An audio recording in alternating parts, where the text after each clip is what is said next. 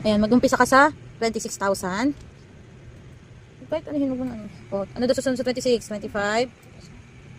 24?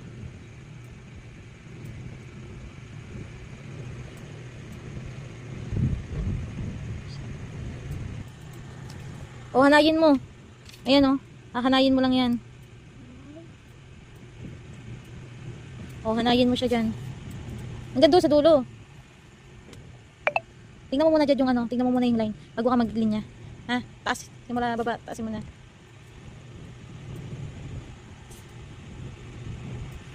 O, anong ano daw sabi dito? Ayan o. Yung A daw, sa 13,000. Asan yung A dyan? O, asan na 13,000? 13. O, saan mo siya guguhitan?